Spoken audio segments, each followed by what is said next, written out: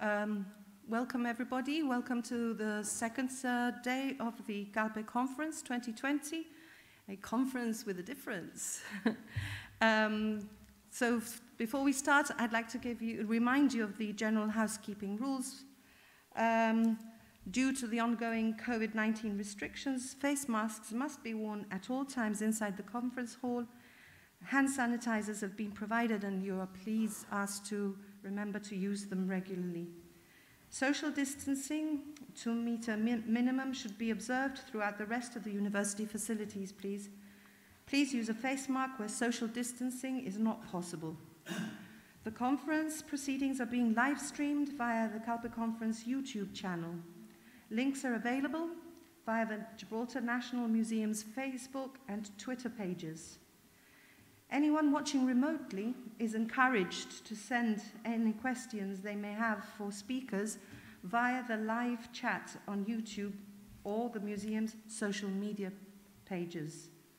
You can also join the conversation online using the Calpe20 hashtag, please. For speakers, a reminder that you may remove your masks if you're delivering your presentations while sat at the speaker table. If you choose to deliver your presentation standing, you will have to wear a face mask, please. Please use the hand sanitizer provided before starting your presentation. There's a screen in front of the speaker which will be counting down from an hour. Please conclude your presentation in a good time. And if you haven't finished by the time the clock reaches 0, you will be asked to stop. I may be lenient, you know, and give you 3 seconds over. And if you haven't, well, no, that's okay. Okay, so if we're ready, I'll introduce the first speaker for this morning's session, who is known to most of you, and it's, of course, it's Alex MENEZ. Dr. Alex MENEZ is a biologist. His undergraduate research was on the ecology of subtidal marine mollusks in Gibraltar.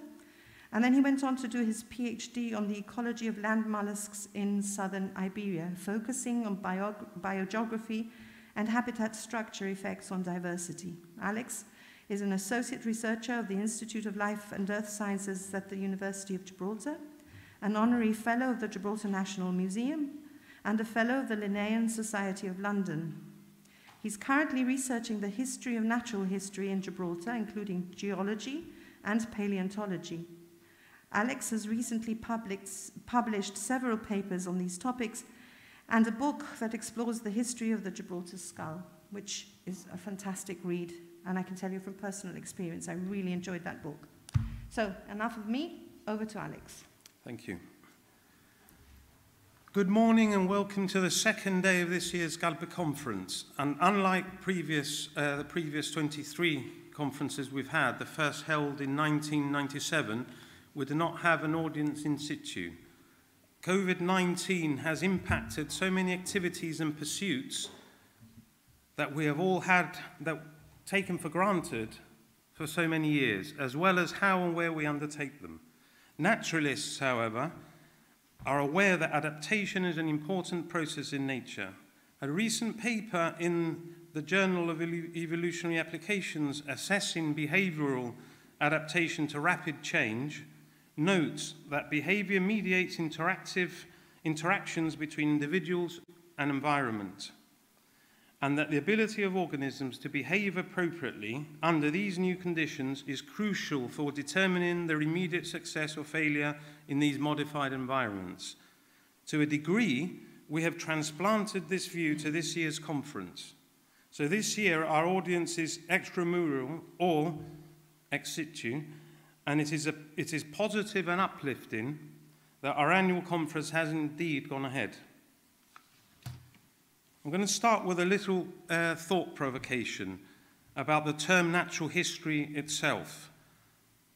It's a translation of the Latin Naturis Historia, but how many of us have thought why we use the term natural history? Why is the word history there? We now use the word history to mean a record and/or study of past events, and mostly in the context of human events and affairs. The word history entered the English language in 1390 and was used in relation to incidents and stories. Its delimited use for the recording of past events was adopted in the late 15th century. But the word, as used by the ancient Greeks, comes from histor, which has nothing to do with past events at all, but means inquiry, research, or investigation.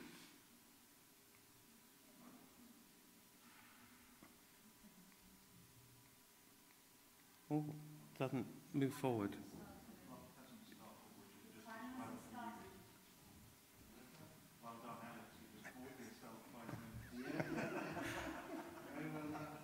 I can do it all with the first slide, it doesn't matter. Ah, there we are.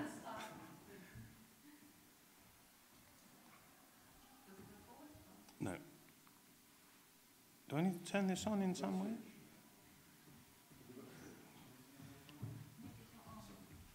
We had to adapt. Ah, thanks. It wasn't turned on. So, when Aristotle wrote his influential work Historia Animalium, he did not mean the history of animals, but inquiry, research, or investigation into animals. Although the title to this work, which is a very well-known, very early work, is habitually translated incorrectly. And one of the things I've spoken about in the past is, who knows, perhaps in many years to come, the term natural history will shed its inaccurate translation, perpetuated for so long, and become nature investigation. Using the definition for natural history derived here, which describes the inquiry, research, or investigation into the natural world, we can trace the beginnings of natural history studies to the ancient philosophers, including Thales, Anaximander, Hippocrates, and Aristotle. And in Gibraltar, we can begin with Strabo and Mela, up from about 60 BCE to 5 BCE, through to Portillo, Ayala, and others, to the present. Most speakers during this conference cover natural history in the present and future, and we've had some presentations already that have covered historical aspects. But I'll be telling you a little bit about the rich history of natural history in Gibraltar through the life and works of 3 people, spanning a period from the mid to late 18th century to the earliest 20th century. I'll begin with John White, who many of you will have heard of. John White was born on the 29th of September 1727 at Compton in Surrey.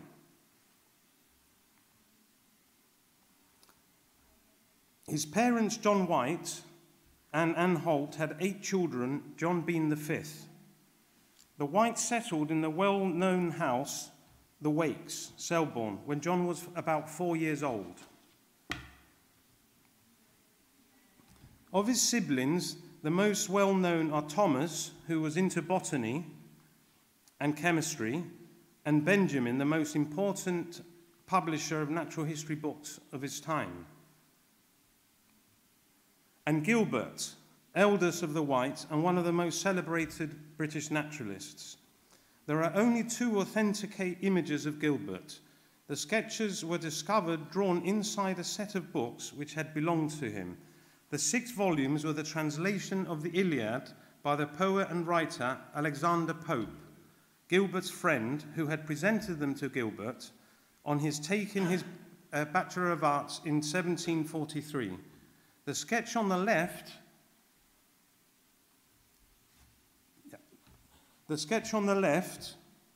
probably by Thomas Chapman, rector of Trinity College, Oxford, appears in volume 3, the one on the right in volume 5. These were discovered many, many years after Gilbert's death. Gilbert wrote the Natural History and Antiquities of Selbourne, which almost all naturalists will have heard of. Since it was first published by Gilbert's brother Benjamin in 1789, it has been continuously in print, with over 400 editions to date. After the King James Bible, the works of Shakespeare, and John Bunyan's A Pilgrim's Progress, the Natural History and Antiquities of Selbourne is the 4th longest constantly in print book in the English language. Appropriately for my lecture today, this year is Gilbert's Gilbert White's tercentenary. His birthday was on the 18th of July. Going back to John White, no records exist of his school days, although he probably received the same excellent education his father had secured for his other sons. In 1745, he was admitted to a Surrey scholarship at Corpus Christi College, Oxford, where he took his BA degree in 1749. John's undergraduate career turned out to be quite different from Gilbert's at Oriel College, Oxford. Gilbert, who was serious-minded and had been elected Fellow of the College and Proctor of the University, had a lifelong attachment to the college and was instrumental in a lot of the processes that were undertaken in Oriel during his tenureship there. John was, in fact, a disorderly student. His escapade forced the college authorities in 1750 to terminate his connection with the university. Fortunately for him, this did not prevent his ordination 3 years later. Pecuniary embarrassment and an imprudent marriage in 1754, which at the time was seriously disapproved of by his family, meant that he had to secure a more lucrative position than his curacy. John's irregularities were in fact the reasons that led to him becoming a central character in the history of natural history in Gibraltar. Had he shared the calmer and more acceptable approaches to life adopted by his brothers Gilbert, Thomas and Benjamin, he would almost certainly have remained in England, and there would have been no exchange of letters about the natural history of Gibraltar and its surrounds with his brothers, specifically Gilbert, and other naturalists, and no work at all on Fauna Calpensis. In 1756, he left England and took up the position of chaplain in the garrison in Gibraltar. Gibraltar would then be his home for 16 years. John White did not arrive in Gibraltar with an urge to study its natural history. This developed after he began correspondence with his brother Gilbert in Selbourne. It had been almost 3 years since his arrival in Gibraltar before he received news from Gilbert. This hiatus in contact reflected what had been a period of discord prior to him having arrived in Gibraltar, and then after a period of time when there was almost no contact from his family. John White's departure from England wasn't, from what the material available shows, wasn't a happy family situation. He had received the first letter from Gilbert in October 1758, reporting that their father had died. Replying in January 1759, John noted that his grief and concern at this sad event was much increased by the long silence of all my relations in England. Having received only 4 letters from his family, the last in 1756. Moreover, he had found out about the melancholy news of our dear and honoured father's death in the public papers as I was casting my eye over them in the coffee house. The natural history correspondence between the brothers came later, as did John White's correspondence with other naturalists, including Carl Linnaeus, Thomas Pennant, and Giovanni Scopoli. From the 1760s, John was making detailed observations to measure temperatures and latitude, to regulate the clock, and making observations of the transit of Venus. These are some of John White's letters that haven't yet been published. And like his brother Gilbert, John was keeping a naturalist journal and was putting together material for his natural history book.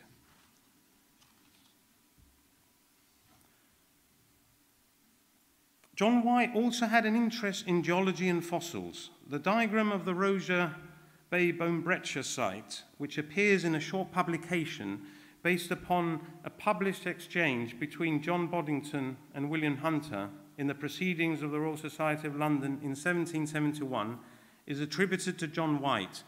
The original is shown there as drawn at the time, and the updated one shows Rosa Bone Breccia site today with the superimposition of the original diagram to show the changes that have occurred there over time with the removal of most of the material. The publication in the proceedings is the earliest known reference in English to the exploration of caves and fissures in Gibraltar. And in his introduction to Fauna Calpensis, White explains how a collapse of part of the cliff there and associated works to make the cliff good and protected and safe, exposed, in his words, vast congeries of bones blended and consolidated together in a confused manner with limestone of various sorts, freestone, spars, selenites, stalactites, and calcareous crystallizations and incrustations. While some had doubt about the identity of these bones, some thinking they were human, White did not. He wrote, "There is no room to imagine that any of these are human bones. They all seem, on examination, to be those of sheep or goats, or both." John White returned to England in 1772 and wrote to Pennant in March that he was collating all his scattered remarks on the natural history of Gibraltar. The planning and detail for publication of the book emerges in correspondence over the following 5 years. In a letter to his brother-in-law, Thomas Barker, himself a keen naturalist, dated 18th of October 1774, he wrote, "I am going on gradually with my Fauna Calpensis, in which, as I mean to be as exact as my materials will admit, it is a kind of work that cannot be hurried." That's a prescient thing he wrote there. By early 1777, the book was ready. Gilbert wrote to John, noting that, "Because your preface is neat, your history is what I call true natural history, because it abounds with anecdote and circumstance.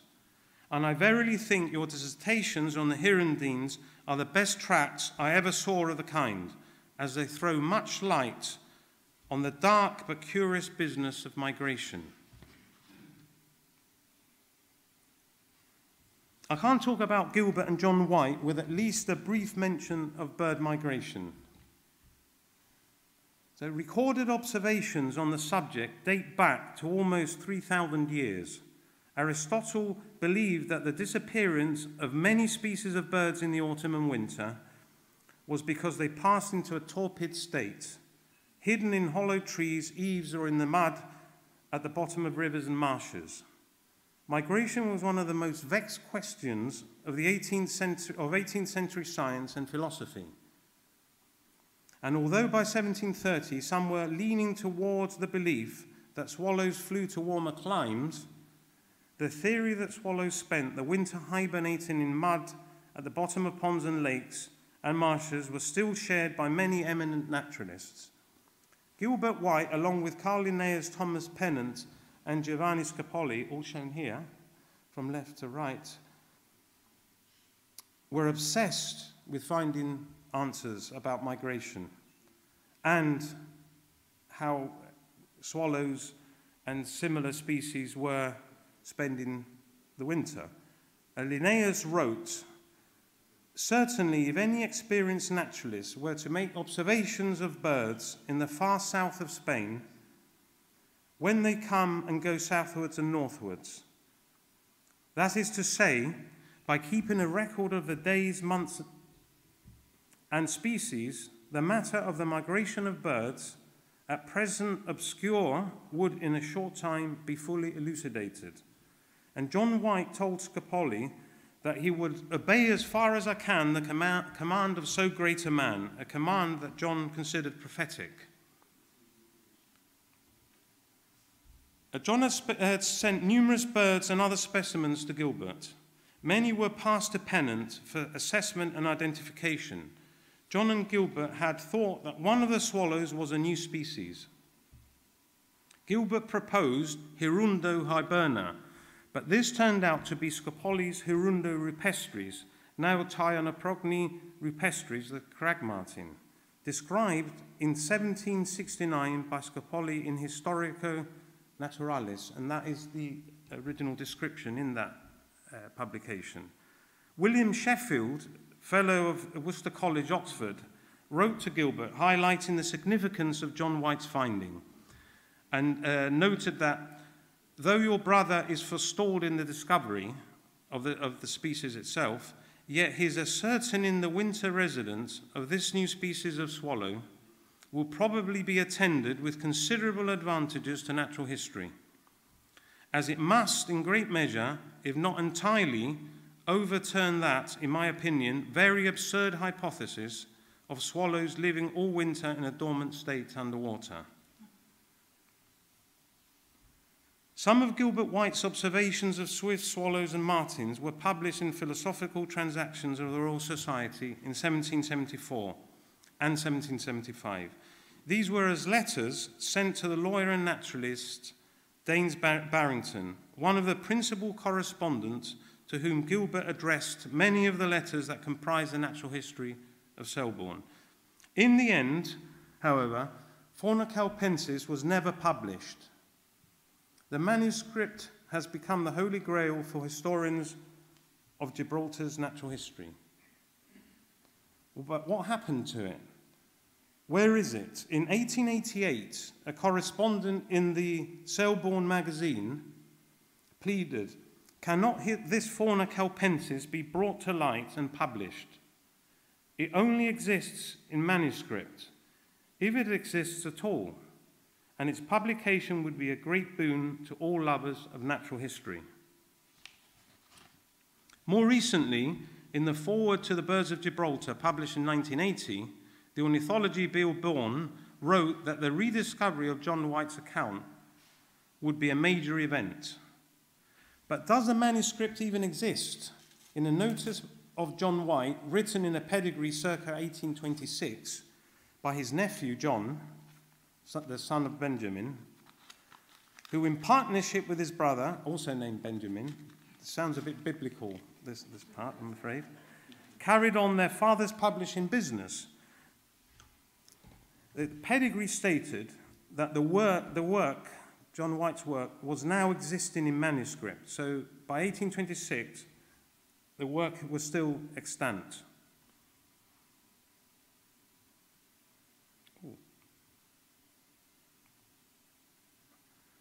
Since then, it seems to have been entirely lost or destroyed, possibly in 1839, when the last member of the White family ceased to reside in the Wakes, Gilbert's home, as we've already mentioned. This is where the manuscript probably resided and remained until that time. Extensive searching by historians has failed to locate the manuscript, as well as the lost Gibraltar collections, which were very extensive.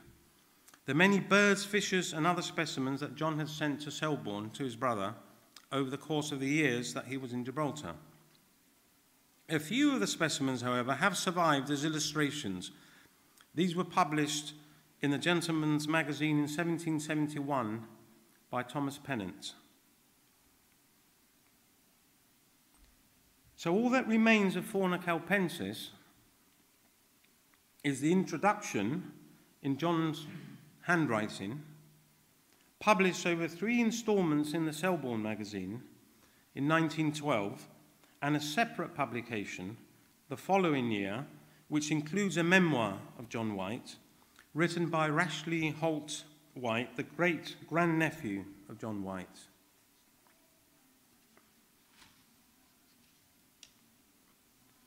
John had suffered from a serious rheumatic complaint for many, many years and died at Blackburn on the 21st of November 1780.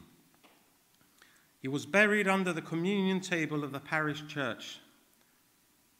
In the absence of Fauna Calpensis, as evidence of the work of a dedicated naturalist, John White, history must rely on the surviving introduction to his opus, a handful of letters written to his brother and other naturalists, as well as a mural tablet in the parish church, which records that he was an ingenious and accurate naturalist. We'll now move to the second person I'll be talking about, Willoughby Verner, which again, naturalists will know about, naturalists in Gibraltar will know about. Geraldine spoke about Werner yesterday. I'm hoping that we haven't crossed too much in the information. But anyway, so those of us who have studied Victorian naturalists and know of Werner will see similarities in his character to those Victorian naturalists. He had diverse interests and knowledge, at once a naturalist, historian, inventor, antiquary, soldier, and more. His numerous inventions include the magnetic and prismatic compasses, the cavalry sketching case, and mapping tables. In Werner's military diary of the Nile expedition of 1884 to 1885, it's clear that despite the raging and brutal battles, Werner maintained his natural history interests alive. Interspersed with detailed descriptions of attacks, counterattacks, wounding, death, and destruction in his entries, he also documented natural history observations and adventures. I'm going to read a few of his entries.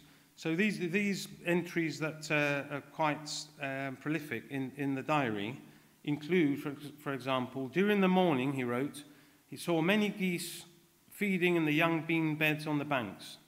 My leg was bad and I was full of fever and I could not crawl to sort them properly.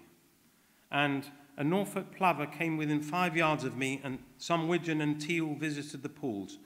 He also wrote, I found a favourite landing place for crocodile.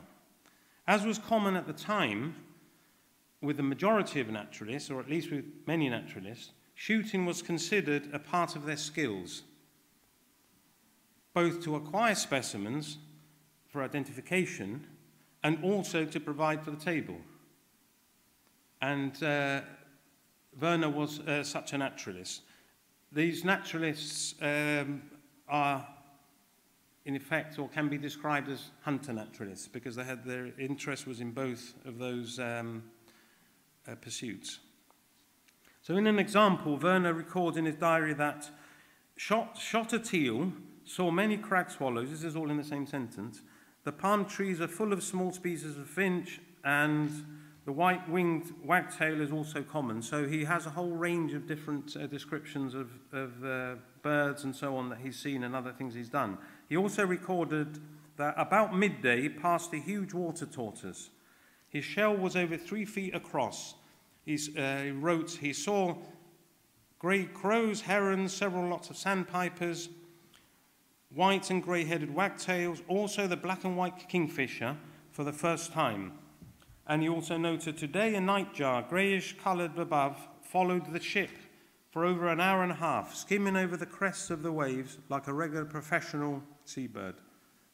He also found time to add to his natural history collection. He wrote, my lot fell to Tani near Ambukol, the southernmost point we occupied, and here we remained for 4 months. We also got a certain amount of shooting, and I was able to make a very fair collection of the birds of that region and also of their eggs. Geraldine wouldn't have been happy with that after her talk yesterday. So, in between the natural history observations and collecting, there were perilous events. He wrote, I saw spears and swords and tomahawks at work all around, the blood flying in every direction. About one of the battles, Werner wrote that our losses were very heavy, considering our small number, over 150 killed and wounded, about 1 in 12. And the hospital soon became full of wounded, and the surgeons at work, as well as the wounded, were as exposed to anybody to the fire. And many a wounded man was shot over again. Werner was born on the 22nd of October, 1852. He had joined the Rifle Brigade in 1874, passed through Staff College in 1881 with first place, and was promoted captain the same year. He was promoted to major in 1891 and in 1896, lieutenant colonel. Later that year, he became Professor of Military Topography at Sandhurst. Then Brevet Colonel in 1904, seeing action in Egypt and South Africa. He was also at the Battle of Belmont, the first battle of the Anglo-Boer War.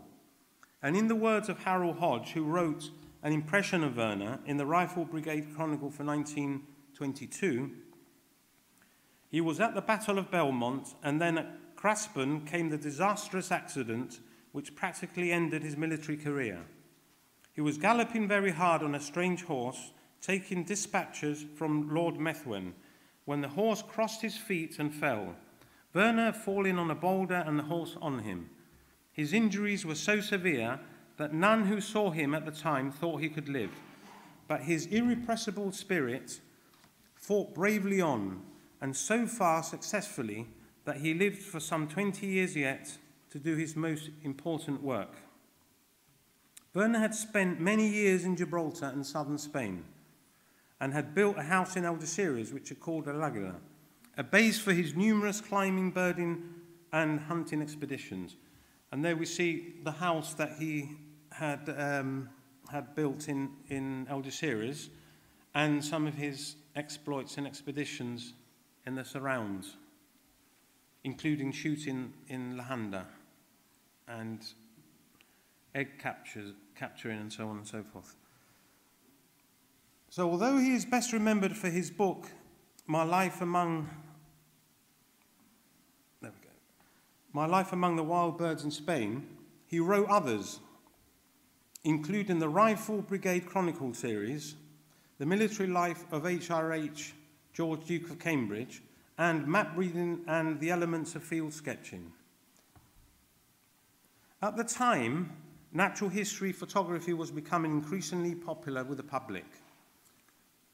People were looking more towards having detailed illustrations, detailed and good quality photographs. And there I have a caption from Kearton's Nature Pictures, which states, I'll read it out, but it's there for people to read. As a gentleman who recently took the chair at one of my public lectures very aptly put it, the camera and its devotees have altered the whole attitude of the public towards the subject. And today, there is a demand for accurate pictures and first-hand observations.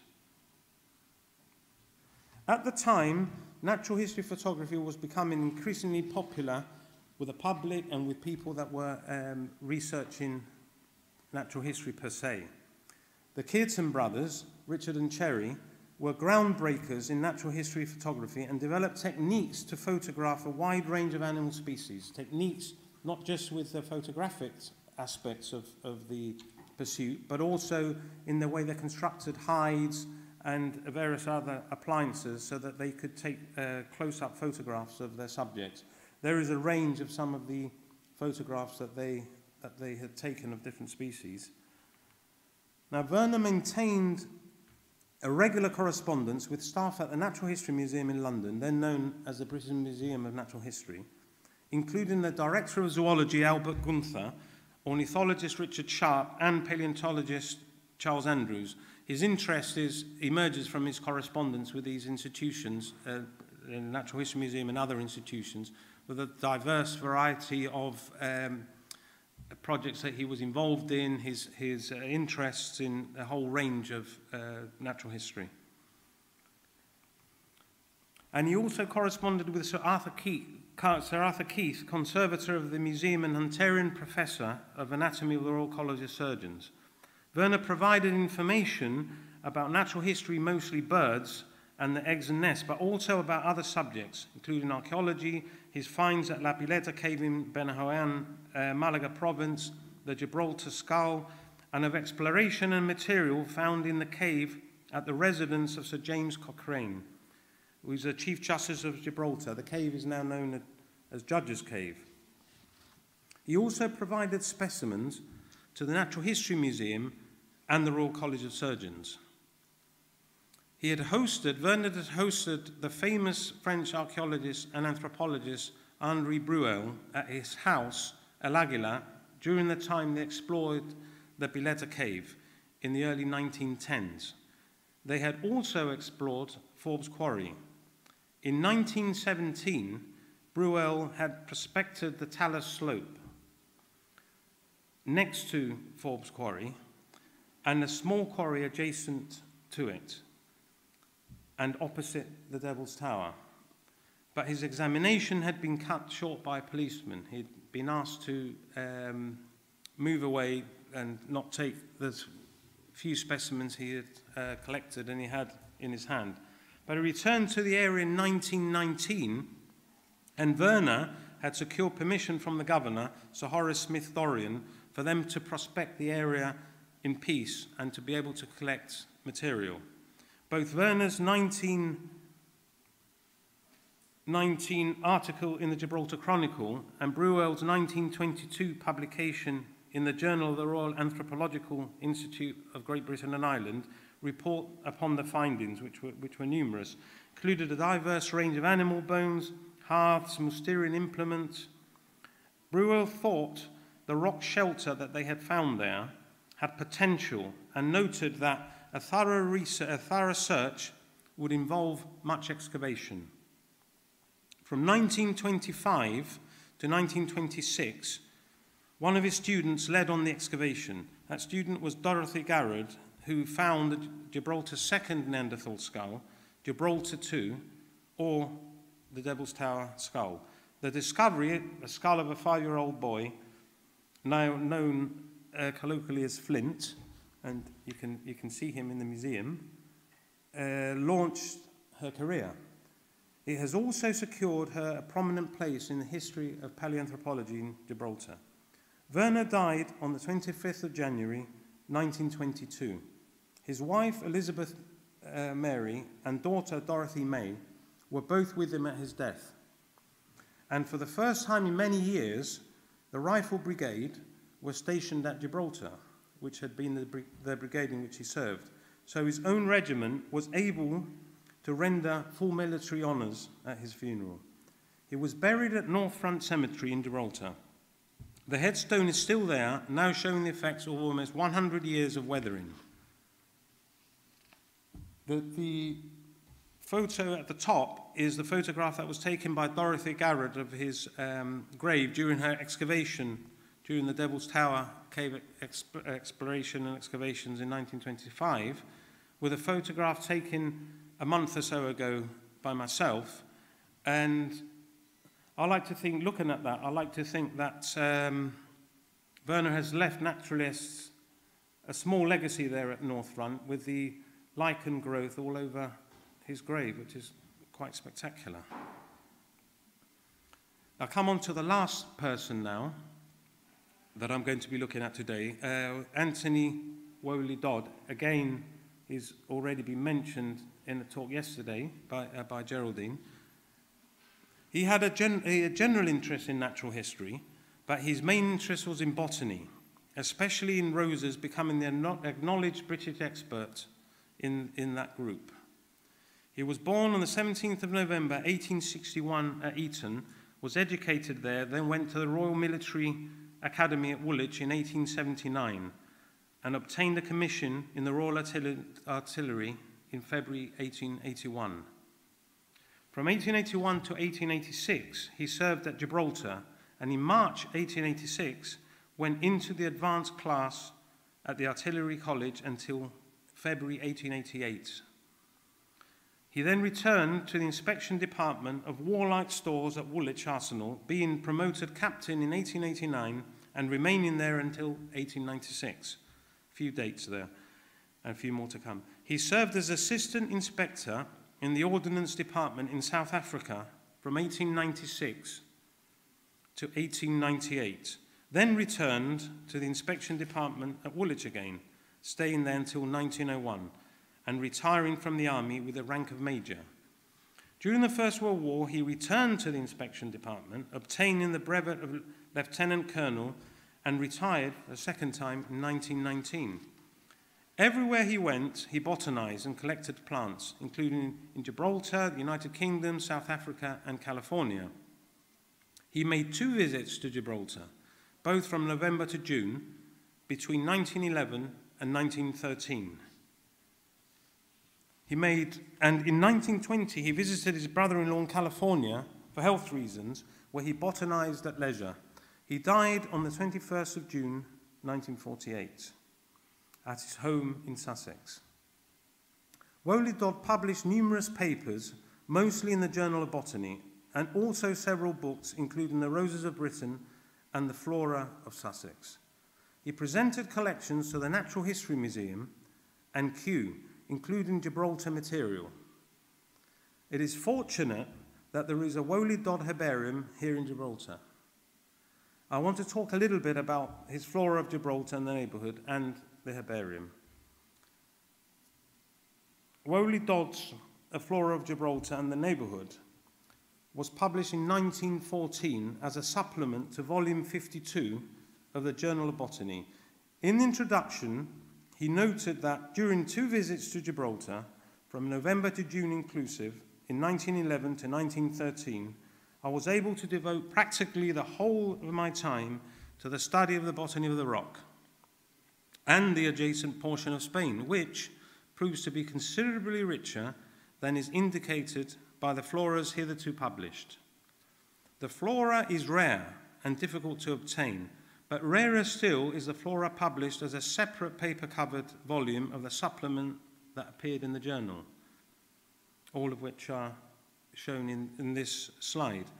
But then in 1949, an index to Wolley-Dod's original manuscript of his flora was prepared by Edna Driscoll.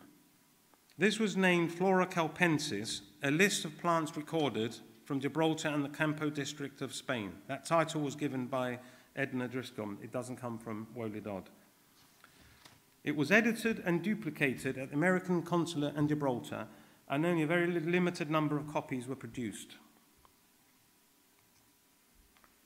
The herbarium, which I was lucky enough to be given access to and to photograph recently at the museum, Gibraltar National Museum, resides at the museum, and Wolley-Dod tells us the original locations to which his specimens went. He wrote, "The collection which I made is deposited in the Gibraltar Garrison Library. Duplicates of nearly all the specimens of my first year's gatherings to number 1,502 being in the Department of Botany at the Natural History Museum at South Kensington, and the second year number 1,503 to end at Kew." So the duplicates are separated between those 2 institutions. 10 years ago, the herbarium was digitized in a joint collaborative project between the Gibraltar Botanic Gardens and the Gibraltar National Museum. The herbarium is in excellent order. I'll show a few photographs of the ones I took recently, although much better ones will have been taken by Leslie in conjunction with Rian when they digitized the herbarium. So these are just a few. Those are from Gibraltar, Morris Castle, Catalan Bay. These are also from Gibraltar, Engineer Road and Glacis. And there's one, let me see there. Yeah, one from the Cork Woods in Spain and another one from Campamento in Spain. But as with all natural history collections, the Wolley-Dod herbarium has an interesting history. Prior to Wolley-Dod's plant collecting in Gibraltar, the Garrison Library Committee noted that the librarian read a letter from Major Wolley-Dod suggesting that the library might consent to establish a herbarium and offering to present duplicates of all the specimens he collects for the library. The committee accepted the offer and authorised up to £5 for a cabinet. That's a cabinet we've seen. It's the original cabinet. The Gibraltar Museum did not exist at the time. This opened on the 23rd of July 1930. At the time, the governor, Sir Alexander Godley, who had involved himself very deeply with its institution and development, was keen to procure as much material as possible for the museum and approached individuals, both at Gibraltar and in the UK, to provide objects of interest. The Garrison Library had also been approached, and the Wolley-Dod herbarium was transferred to the museum just prior to its opening. So it's resided in the museum since the opening and institution of the museum. Collections such as the Wolley-Dod Herbarium provide researchers with material which is not only of interest when they were first put together and collected, but also for the future. They unlock data from the past. Here, for example, I've chosen one of the specimens to illustrate this.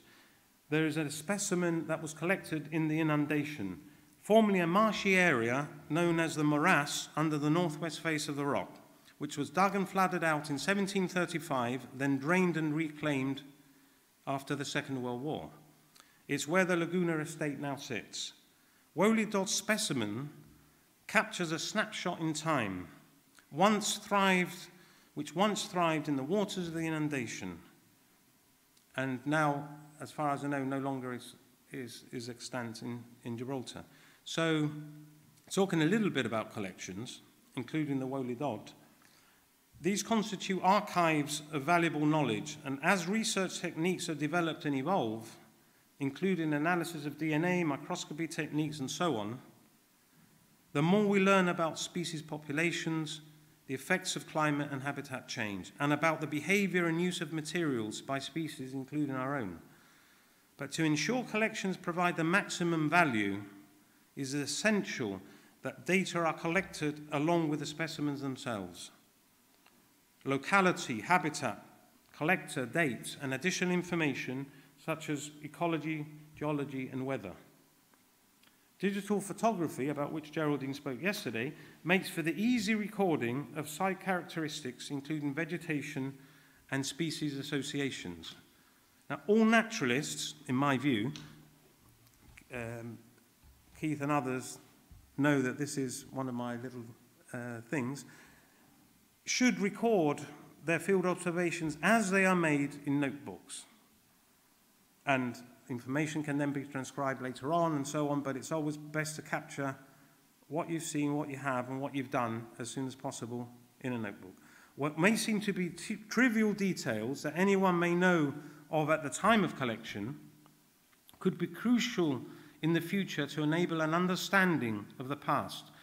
And that's one of the things that makes Gilbert White's note-taking so powerful and so useful today, because he collected a lot of very intricate data that at the time could have been seen to have been relatively mundane, but now informs us of changes in flora, changes in horticultural procedures and so on during Gilbert White's period to us today. And for those who want to be more deeply involved as regards their data that they collect, field and specimen data can easily be stored electronically, analysed using computer software. This has been available for decades, and providing, for example, by doing this, insight to species population trends and change, as well as habitat change. So by way of rounding up a little bit, the past is a conduit for the present and for the future. Knowing about past events, stories, and people can influence lifelong interests. And as an example, I'm going to read out a quote from an article written by a very well-known Gibraltarian naturalist who has published extensively in many areas of natural history and related subjects. He wrote, "I remember as a schoolboy in the 60s reading avidly the accounts of the old Victorian naturalists who opened up the southern Iberian landscapes and the wildlife for all of us. Names like Abel Chapman, Walter Buck, or Howard Irby, and their publications were very much a part of those early days, especially as so little had been written about the area since then." That person is in this room. Naturalists such as those I've spoken about today provide inspiration to us, to all of us interested in natural history. We can all contribute to the study of natural history in Gibraltar by studying the life and work of past naturalists and contributing to the body of knowledge about these people, by collecting and documenting observations of nature in Gibraltar, and by conducting surveys, recording species behaviour, and many other pursuits. and by studying the effects of changes in habitats and climates and their effects on species, as well as by contributing to the knowledge of species and habitat conservation, which will aid in our understanding of what the state of nature might be in the future. One of the things that I've added to this as a result of having a quick chat yesterday with Charlie, it's something that I had thought to add but didn't want to bang on about too much, is that although there are some groups of young people in Gibraltar that are interested in natural history and contribute to a degree, we really do need to get more and more young people on board with doing work in natural history. Although we do have, as I've said, we do have groups and we do have institutions that provide natural history experiences to younger members of our community. We do need to see people popping up that are taking notes, that are producing analyses of the data and so on and so forth, and have that interest which people in this room, I dare say everybody here, has had from a very early age. So to close, I'm going to quote from a letter of the 28th of January 1769 to Gilbert White from his lifelong friend John Mulso. He wrote, "I am not at all surprised at the pleasure you take in your pursuits of natural knowledge. I know nothing more capable of satisfying the curiosity of the human mind, which is always searching after novelty, for the subject is inexhaustible." Thank you.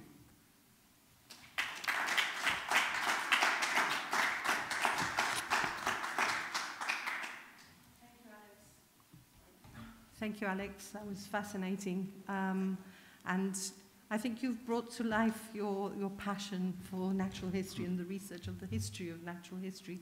And I do take on board the use of the word is not necessarily as we understood it to be, the word history. Anyway, we have a few minutes for some questions. So if anyone has some questions, I think, okay, Keith? Not a question, just a suggestion. Could we perhaps spend some time discussing how we might encourage young people to participate in natural history at the end of today's session? We can keep that for the session at the end. Yep, certainly. Yep. Okay. Charlie?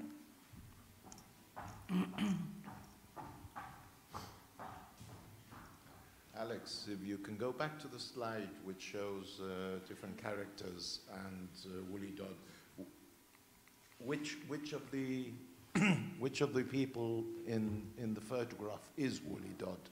You could just, oh, it doesn't come out. Can we have it back on the, I should have mentioned actually, you can just see underneath on the left-hand side. It's one of the very, very few photographs that exist of Wolley-Dod. Is the one on the left? Oh, right, the extreme left. Oh, right. Extreme left, yeah. Thank you. Although those look like the Sierras of Ronda, that's actually South Africa. It is South Africa. It's when he was stationed at South Africa looking, because he was working for an aviation company, and he was looking at routes from London to Egypt, and that's the group of people that were assigned to work on that, and he was amongst that group. And whilst he was there, he was botanising as he did wherever he went. Sorry, a route from London to Egypt via South Africa? No, they were looking at different ways of how they could fly from, and there were issues with Egypt at the time and so on and so forth, and were looking at alternative routes for other flights as well. Okay. For their, but yeah, that's what they were doing there. Okay. Clive had a question. Clive, come in. There's more of a comment, but following from what's just been said, and one thing that is clear from your presentation is that these guys were thorough and dedicated time and developed expertise. We now live in a world of the death of expertise, where putting a snapshot of a bird on Facebook suddenly makes you an instant naturalist. I'd like that comment to be included in the discussion this afternoon, Yeah. because it's a huge danger. Okay. And I stress snapshot, not photograph. I've got a question. Oh, sorry, Keith. No, it's okay. Just following on from two of Clive's comments. The first is that I don't feel that we spent enough time discussing the whole wildlife photographer versus photographer of wildlife issue yesterday. I think, yeah, I've so got perhaps today. we could discuss it in that context. Yeah. But also regarding thoroughness, did any of them think to dredge the bottom of marshes to try to find those swallows? Yes, including Gilbert himself. And what's interesting, that is not very often published, although it is in a number of places. Gilbert White, even to his end, to the end of his life, still held very slightly the possibility that these birds could have been doing just that, in conjunction perhaps with also a migration at the time. And there is evidence that he actively went to look to see if there were any on the banks, the mud banks, and so on and so forth, including other naturalists, not just him. Sorry? Very thorough, yes. One of the things that happened is that when people had, and it was hypothesis construction and testing, they had an idea and they'd go out into the field to see whether or not it could stack up. Thank you. I have one question via YouTube from Mary Thornton, who asks, what do you think are the key qualities for a good naturalist? Key qualities for a good naturalist? For a good naturalist. Well, one is one that Clive has already said, thoroughness. And having good, or if you don't have good skills, observation skills, developing them as much as possible. But probably the most important thing is to actually get out in the field and do some work in the field, walk around and see nature for what it is, as a complex and very diverse, difficult to describe, environment, surrounds, or whatever. Nature is all around us, unfortunately not as prevalent as perhaps 50 plus years ago, but there's natural history that can be just looking at things in very small areas or taking material away, studying it, but biologists, who are natural historians, need to get out in the field and see how everything interacts, what's going on. One of the things that Nigel raised yesterday, there are biologists that have not been out in the field. People will have known this.